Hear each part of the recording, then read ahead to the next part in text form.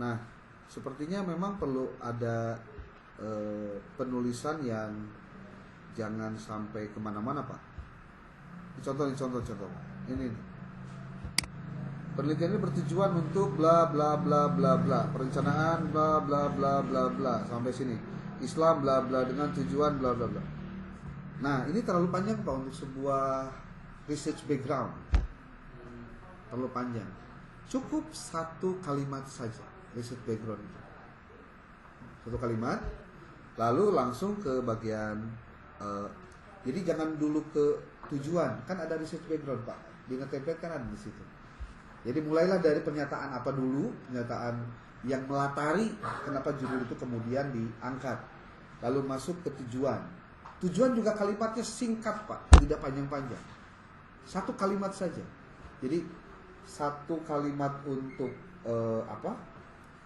research background, satu kalimat untuk objektif itu tujuan, lalu satu kalimat atau dua kalimat untuk metode. Karena metode itu biasanya suka ada penjelasan lain seperti penggunaannya siapa, di mana, bagaimana apa saja, itu biasanya disebutkan begitu. Lalu ada lagi result, hasil, dan implikasi, biasanya suka langsung ke implikasi. Dan tidak melulu namanya abstrak sama persis dengan conclusion, enggak. Bisa dengan kalimat yang berbeda, tapi maksudnya ke sana. Makanya Bapak coba cek di dalam template jurnal epistemik, di situ ada bagian akhirnya itu apa itu. Coba dicek. Coba dicek deh. Di template-nya, di template tentang abstrak, Pak. Abstrak inilah yang akan pertama kali dibaca oleh siapapun, Pak. Baca. Makanya abstrak itu penting. Anda perlu menampilkan keseksian tulisan Anda di abstrak. Ya, jadi kalau ChatGPT diminta bahasa deui Pak teh. Kalau 100% percaya, ya, ulah percaya teuing lah gitu. Terus saya ingat cerita apa? Cerita Habib Ja'far itu. Ketika dia ngantri di ATM, terus ada orang Madura lagi ngambil duit. 10 menit nggak keluar. Ketrokan, Pak, cepet Pak. Mau Pak, percaya aja deh. Itu kan udah langsung keluar, mesin duitnya udah pasti ada. Ternyata di dalam dia lagi ngitung duit. Seorang Madura. Bahasanya keluar, nongol dia keluar. Sama ciptaan manusia aja, sama ciptaan Tuhan saja saya nggak percaya, apalagi ciptaan manusia mesin. Ini dihitung deh Pak, pasti salah.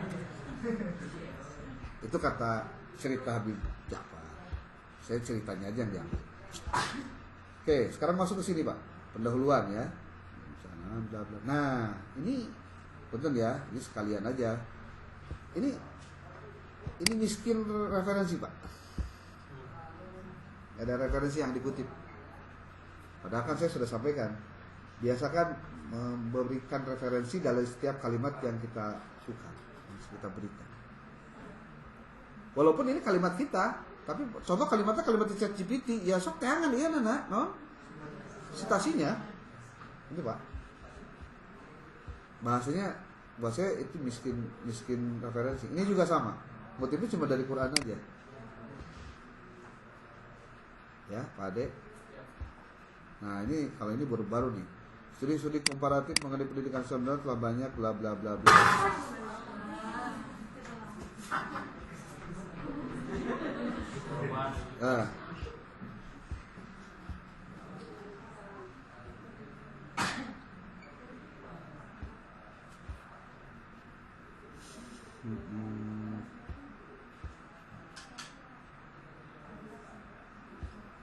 Tak bagusnya tidak seperti ini Pak. Ini mah ketinggalan pisan per paragraf. Nah, ya jadi diguluyurkeun Pak. Oh, diguluyurkeun itu sebenarnya.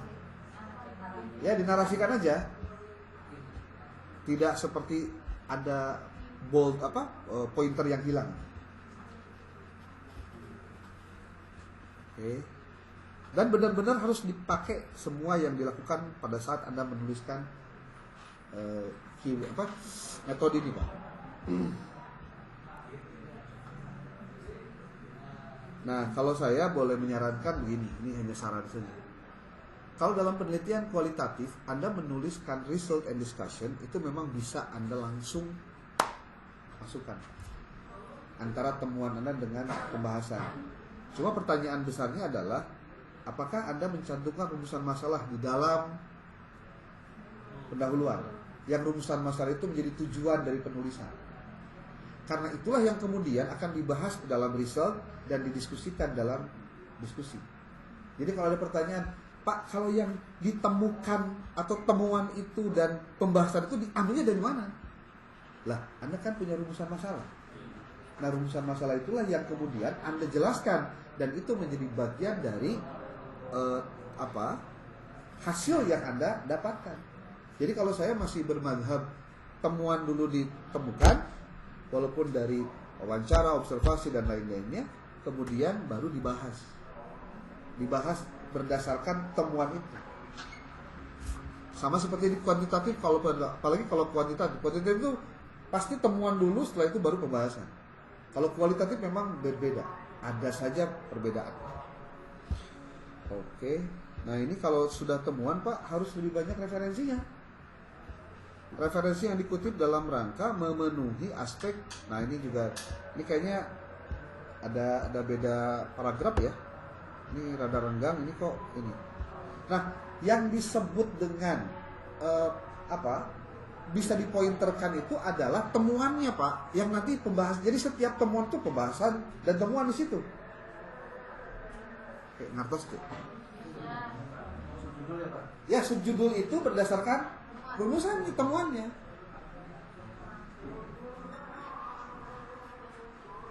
Gimana? Atau ini dah. Saya perlihatkan sebuah contoh tulisan.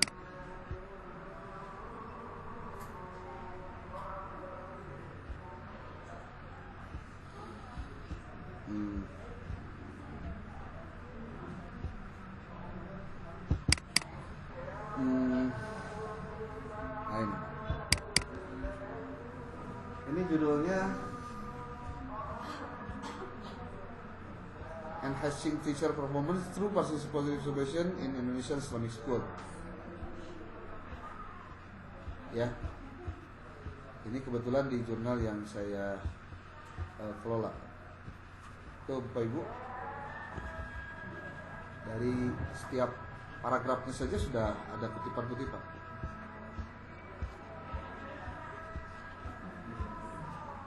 Metodenya juga seperti ini saja. Nah, result Pak, tuh.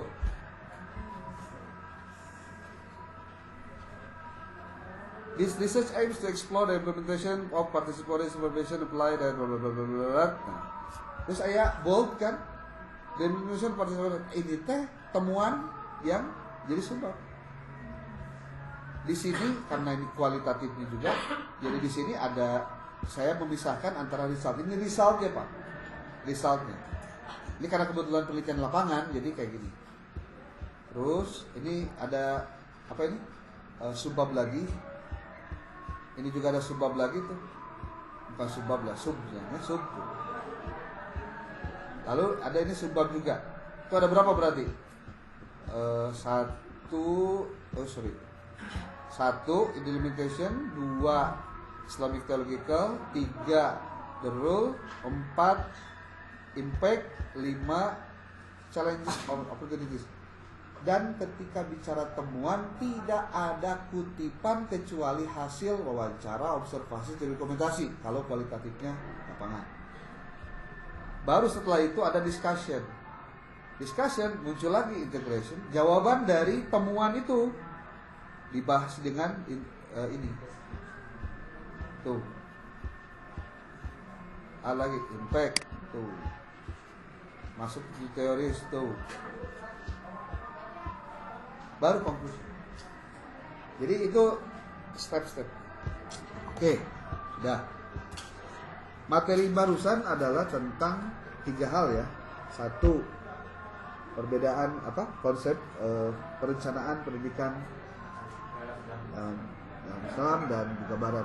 Yang kedua, model perencanaan. 3, Oke.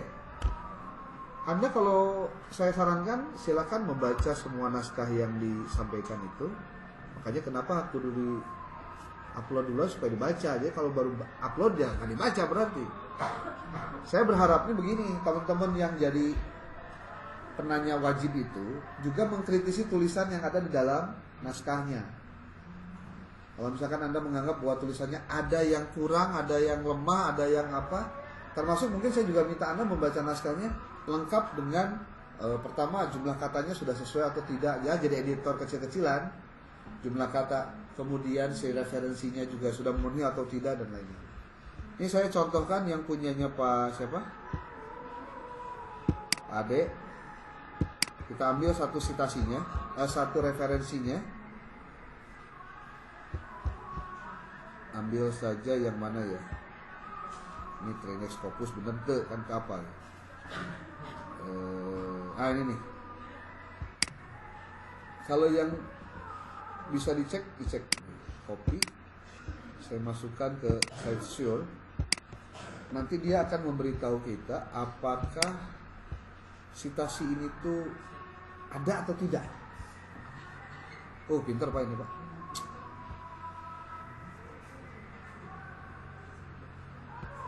Jadi tekudun teangan heula karena bisa jadi nggak ada. Jadi kalau misalkan ini ada doinya lengkap atau tidak, kalau oke langsung Pak bisa cek.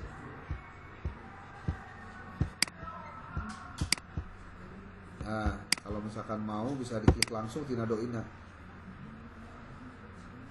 Kalau misalkan kayak gini, not found. Nah, kalau not found begini, cari webnya Pak. Cari webnya. Doinya jangan dimasukkan. Ya, cari webnya. Ini contoh ini kan jurnal mana nih? Resludge. Saya copy ini.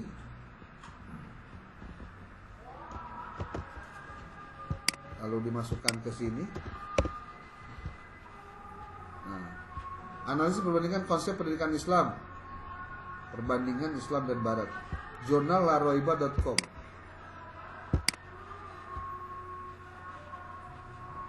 Jangan-jangan ada 3 kemungkinan Pak. Kenapa bisa kok nggak not found? Satu, memang saya dibayar ke pengelolanya. Kalau nggak bayar nggak bakal muncul Pak. Atau yang kedua, nonci, ganti web, linknya ganti. Jadi si doi yang awal itu ngeceknya ketika dia pertama kali terbit di mana, linknya di situ. Jadi pas linknya berbeda, itu menjadi beda lagi tuh. Ada lagi yang ketiga, memang halu Pak, ngasih doinya halu. Tuh, ini doinya bener Pak. Ini kalau doi ini yang dipakai, bener nggak? Kita cek Pak, bisa langsung diklik sih. Tuh, kalau doinya bener malah muncul Pak. Jangan-jangan ya doinya yang salah. 5229. Coba kita lihat di sini. Tuh, bener 5229 Pak. Oh, salah malah tuh. Salah. Kalau tulis manual ya beginilah. Harus copy Pak langsung dari ini ya Pak, dari kebenaran ngecek lu salahnya. Jadi kan yang kebenaran lain kebenaran. Ini Sinta berapa ini? 4 ya? Sinta 4 kalau nggak salah gitu.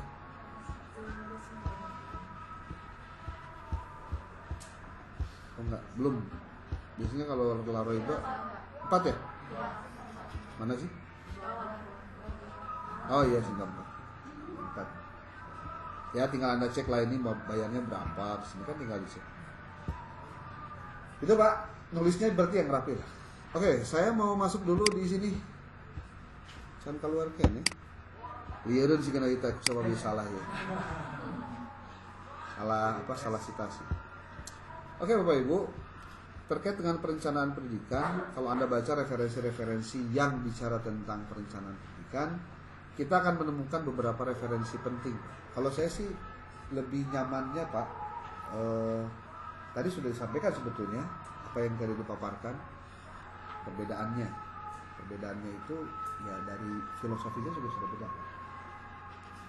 Kenapa harus bicara dulu versus baratnya? Ini juga perlu diperhatikan. Bicara manajemen pendidikan Islam, itu kan kita memahaminya dari 3 aspek, Pak. Manajemen pendidikan, pendidikan Islam, manajemen pendidikan Islam. Tuh, tiru, Pak. Yang itu menjadi ruang lingkup pembahasan kita. Jadi MPI itu bisa manajemen dan pendidikan, bisa pendidikan Islam, bisa manajemen dan pendidikan, bisa manajemen pendidikan Islam. Kalau tetap kata manajemennya dibawa, berarti dia masuk pada manajemen pendidikan, dia masuk pada manajemen Islam. Ada manajemen pendidikan hukum, ada manajemen pendidikan Islam. Nah, perencanaan adanya di mana, Bapak Ibu? Perencanaan itu ada pada aspek pertama pada saat bicara manajemen. Tinggal lamun bicara ngadalilan, Pak. Rek dalil naon wae aya tentang perencanaan, Pak. Kalau di mata kuliah hadis manajemen plus di hadis tarbawi, hadis Al-Qur'an. Mata kuliahnya apa? Tafsir manajemen pendidikan Islam. Anda silakan cek. Itu selalu pasti akan ada nilai-nilai dari Al-Qur'an dan hadis yang bisa dimanfaatkan untuk sebagai spirit dalam manajemen plus khususnya dalam perencanaan. Nah, tinggal kenapa sekarang bicara perencanaan pendidikan kok bisa mata kuliahkeun, Bu? Karena ternyata komponen perencanaan itu tidak berdiri sendiri. Karena tidak berdiri sendiri, maka dia harus dipelajari secara mendalam.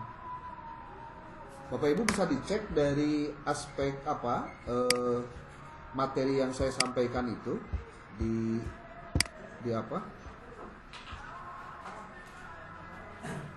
RPS atau di bagian-bagian yang saya bagikan itu, Anda akan lihat bahwa bagian untuk menjelaskan perencanaan itu tinjauannya banyak, Pak. Nih, perencanaan. Ya, di sana. Kalau yang ini nih.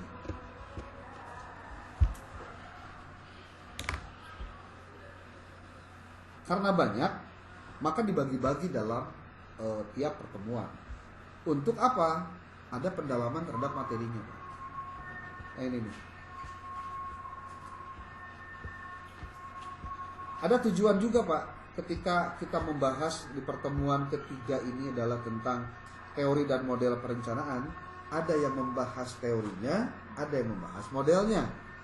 Nah, yang tadi disebutkan tuh siapa, Pak Adib ya, tentang model-model itu, saya melihat mahasiswa di kita di MPI itu belum banyak, Pak, yang menggunakan model perencanaan strategis ketika dia menulis tesisnya. Kalau Anda mau, saya sih saranin, cobalah pelajari, Pak. Kalau orang sudah banyak bahas tentang SWOT contohnya, coba yang lain. Ada tadi Barat Scorecard, BSC. Itu komponennya banyak dipelajari, Pak, sebagai bagian dari cara untuk bagaimana sebuah proses manajemen itu bisa berjalan dari awal sampai akhir dengan benar. Dan saya yakin kita perlu belajar juga untuk mendalami itu. Nah, cuma yang belum diketahui, Pak, apakah ada nggak format dari model strategis versi, tanda petik ya, turunan dari menjelaskan Al-Quran dan hadis sehingga menjadi model perencanaan itu sendiri. Kalau tadi yang disampaikan Pak Adib itu kan model strategis yang dibutuhkan oleh Barat.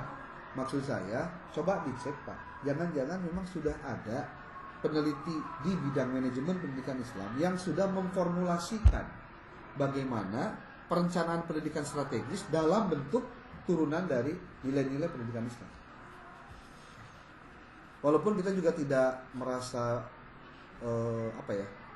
alergi ketika datangnya dari Barat, tapi toh boya masa sih nggak ada gitu ya dari orang-orang yang Islam sendiri yang mengkaji tentang itu.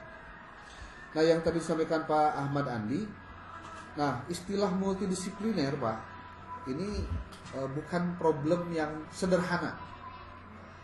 kecuali Anda memahami bahwa setiap keilmuan yang kita miliki itu hakikatnya tidak berdiri sendiri.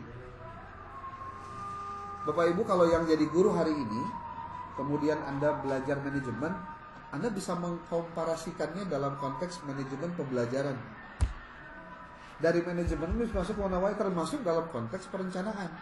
Cuma sayangnya kadang-kadang ketika menulis tesis, ketika orang ngomongin manajemen pembelajaran, itu lebih fokus di pembelajarannya ketimbang ngomongin manajemennya. Itu problemnya. Jadi kalau Anda ngomongin nih integrasi ilmu dalam perencanaan, seharusnya perencanaannya yang jauh lebih dikedepankan untuk diketahui kenapa dia memiliki dampak terhadap apa yang direncanakan itu. Contoh, kalau misalkan perencanaannya adalah tentang perencanaan strategis penerimaan mahasiswa baru di sebuah PTKI contohnya, maka yang difokuskan itu bukan mahasiswa barunya Pak, tapi ini aspek perencanaannya dalam konteks di penerimaan mahasiswa baru. Di kita suka kebalik Pak, perencanaannya hanya sebatas nama saja, padahal komponen dari perencanaan ini kalau di breakdown sangat banyak. Nah yang ini mungkin dalam konteks ini saya juga berharap Bapak Ibu mempelajarinya dari sisi yang lain. Contoh, kan di sini prodi Anda itu rata-rata banyak ya. Maksudnya bukan dari PAI atau dari MPI, tapi juga dari jurusan yang lain. Kalau ditanya, Pak, boleh nggak saya mengintegrasikan dengan background keilmuan saya? Selama itu manajemen dan background keilmuan Anda, why not? Tapi ada konteksnya harus tahu di pendidikan Islam. Walaupun saya juga suka kaget ketika ada pembimbing ataupun juga penguji seminar yang meloloskan judul yang arahnya bukan ke lembaga pendidikan Islam. Apakah memang ada niat lain atau memang dia punya tujuan lain, saya tidak tahu. Tapi kalau saya baca dari sisi regulasi di buku pedoman penulisan tesis, nanti silahkan dibaca. Itu ada di bagian belakang, itu tentang ranah keilmuan manajemen pendidikan Islam. Di situ ada penjelasannya. Kalau Anda sudah dapat bukunya belum? Bukan. Oh ada apa ini? Panduan penulisan tesis. Hah?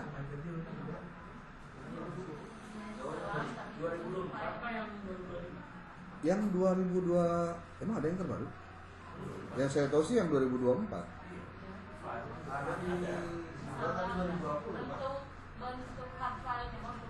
Oh, PDF-nya emang ada? Mengunduh sendiri di aplikasi Salaman. Oh, coba kirim ke saya atau kirim di grup boleh? Atau japri ke saya silahkan. Nih saya kirimkan kepada Anda di grup ya.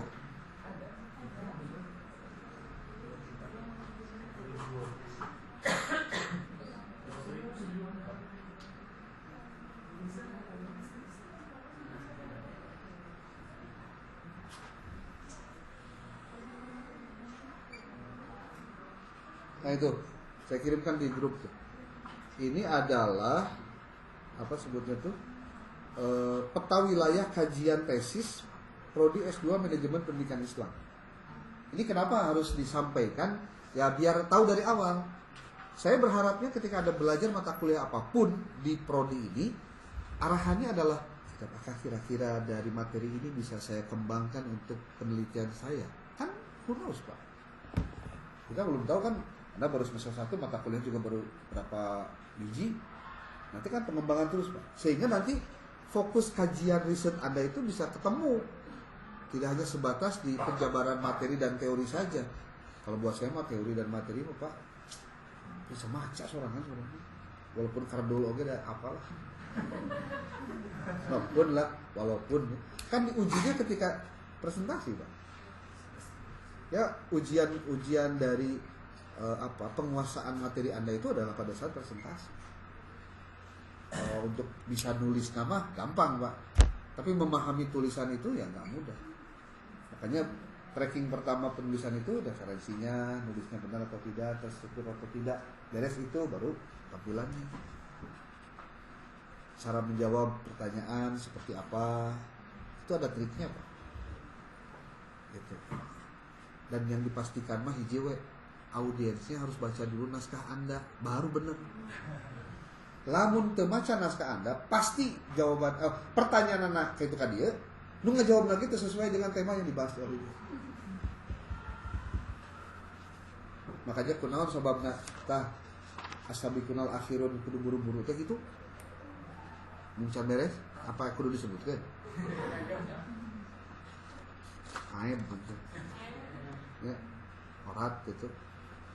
Sudahlah, saya tunggu nanti. Saya minta PJ-nya standby ya. Standby. Saya biasanya tidur di atas jam 11, jadi kalau jam 11 masih kena aya nu WA apa ya saya respon. Gitu. Justru PPT nanti heula sarua. Nanti revisi lagi Pak, tenang aja. Tapi ulah biasa kahayang heula. Pas saya mah ngirim blank dulu yang kosong mungkin direvisi. Kalau kawe atuh masih. PPT lah. PPT juga ada strukturnya Pak, kalau Anda tahu. PPT itu ada kenapa? Iya, PPT-nya itu ada strukturnya. Sudah jam 11.50, sudah imamnya sudah batch kedua kayaknya gitu. Untuk nanti tampilan kelompok 1 siapa? Ada. Nah, itu Sarua.